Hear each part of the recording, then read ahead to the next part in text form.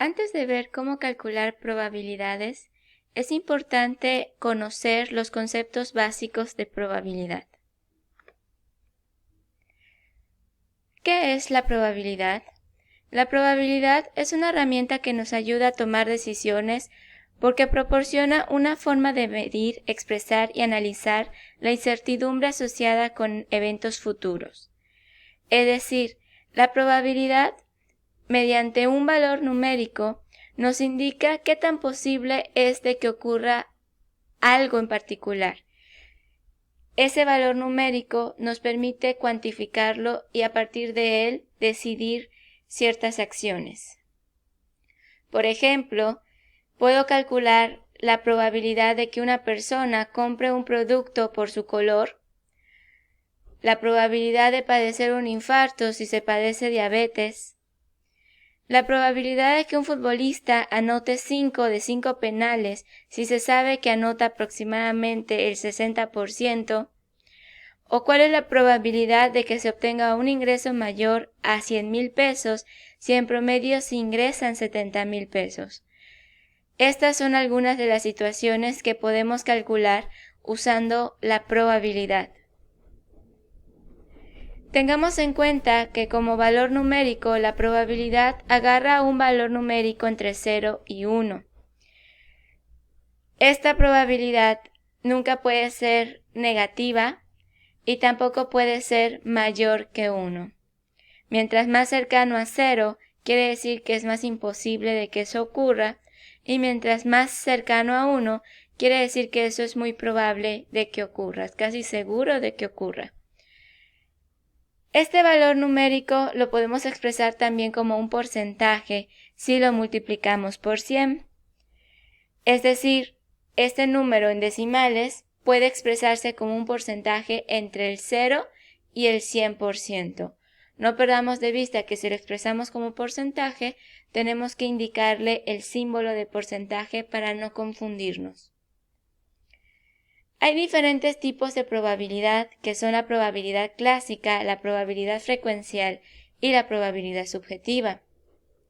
La probabilidad clásica es la probabilidad que se puede calcular sin hacer un experimento, que se conoce desde el inicio el espacio muestral, o es decir, todos los posibles resultados de un experimento aleatorio.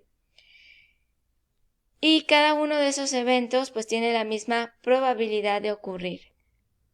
Por ejemplo, si yo hago el experimento de lanzar un dado, no necesito lanzar el dado muchas veces para saber qué opciones tengo de resultado.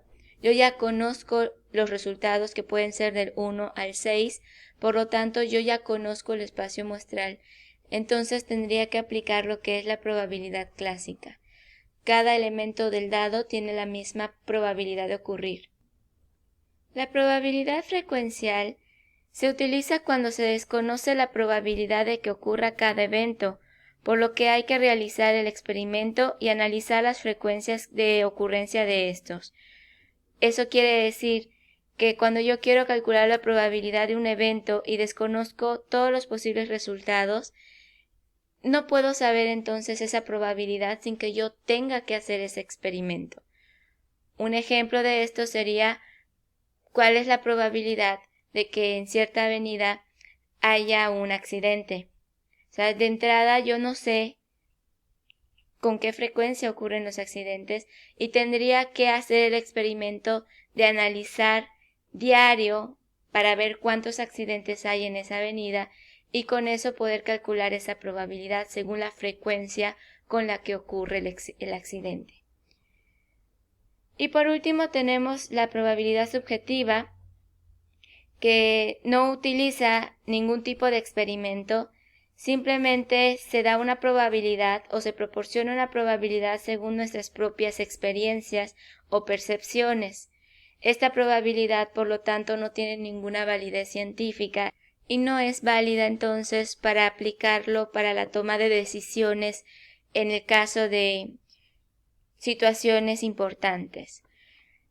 Por ejemplo, si yo veo que está nublado, según mi experiencia, según en donde yo viva, puedo asignar un nivel de probabilidad de que vaya a llover, por ejemplo.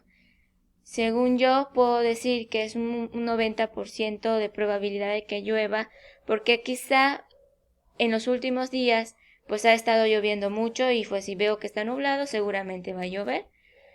Pero si vivo en una ciudad que normalmente está nublado y nunca llueve, entonces por mi experiencia también podría decir que la probabilidad es un 0 o que es un 10% nada más, porque según mi vivencia, pues es muy poco probable de que eso ocurra. Los primeros conceptos básicos que debemos de aprender para poder calcular una probabilidad es entender qué es un experimento aleatorio y qué es el espacio muestral. El experimento aleatorio es ese proceso que se realiza con el fin de observar un resultado que no se puede controlar. Por ejemplo, el lanzar el dado, quiero observar qué va a caer y por más de que yo quiera lanzarlo en cierta posición o con cierta fuerza, no puedo controlar el resultado. Quizá yo pueda intentar que salga un número en específico, pero no siempre va a caer esa cantidad. Ahora, el espacio muestral viene siendo todos los resultados que yo podría obtener cuando realice ese experimento aleatorio. Por ejemplo, cuando yo lance el dado, pues yo puedo obtener cualquier resultado entre el 1 y el 6. Esta lista de cada uno de estos resultados viene siendo mi espacio muestral. En este caso tengo un espacio muestral de 6 elementos. Otro experimento puede consistir en realizar dos cosas y no solo una cosa, como lanzar un dado. Puedo lanzar, por ejemplo, un dado y una moneda.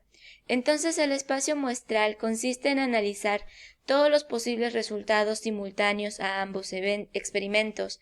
En este caso, por ejemplo, voy a tener como resultado que salga el águila y el número 1, o que salga el águila y el número 2, o que salga el águila y el número 3, águila y el 4, águila y el 5, y así, por ejemplo, sol y 2, sol y 4, sol y 5, sol y 6. En total tengo 12 resultados posibles, de todas las formas en las que puede salir el resultado de la moneda junto con el del dado. Mi espacio muestral son 12 resultados. O también puedo analizar una situación de tres experimentos conjuntos, por ejemplo, de competir en 3 carreras.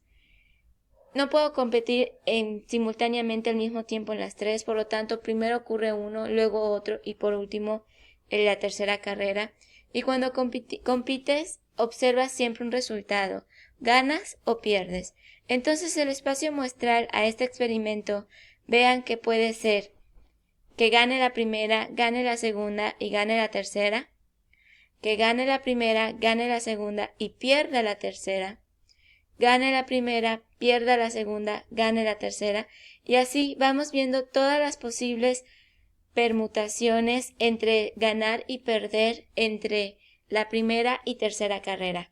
En total, en este contexto, tenemos 8 posibles respuestas en nuestro espacio muestral. Una vez que conocemos el espacio muestral, cuando queremos calcular una probabilidad, tenemos que definir qué tipo de evento es ese evento que quiero observar.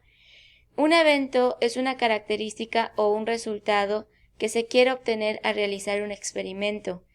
Estos eventos pueden ser evento simple, un evento compuesto, un evento imposible o un evento seguro. El evento simple es ese evento que cumple únicamente uno de los elementos del espacio muestral.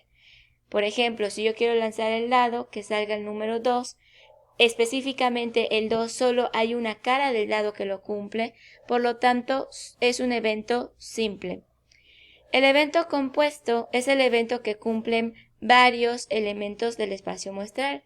De nuevo, en el dado, si yo quiero observar que caiga un número par, entonces en el dado tengo 3 opciones que cumplen que es un número par, el 2, el 4 y el 6.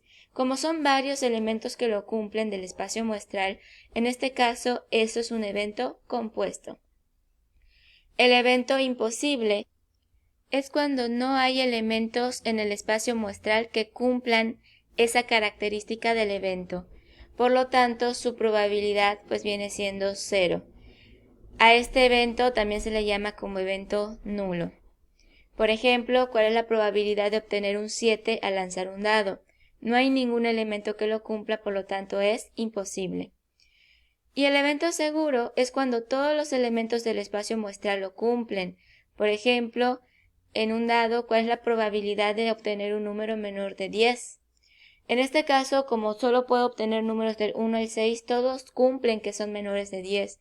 Por lo tanto, siempre va a ocurrir, no importa cuál número caiga, va a cumplir que es menor que 10. La probabilidad de este tipo de eventos es 1 o 100%. En el ejemplo de lanzar un dado y una moneda, recordemos que el espacio muestral estaba compuesto por 12 resultados, que son los que tenemos aquí. Un evento simple, por ejemplo, sería obtener águila y el 4, porque el único elemento que lo cumple viene siendo uno de los 12. Por eso es un evento simple. Un evento compuesto, por ejemplo, sería obtener el sol.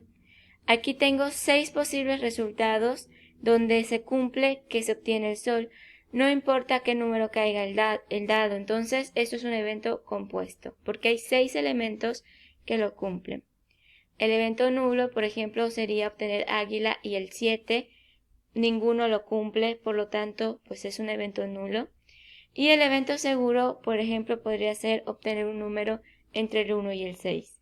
En este caso, cualquiera de estos casos se cumple que se obtiene un número entre el 1 y el 6, por lo tanto, todos cumplen esta característica y entonces es seguro que se cumple este evento.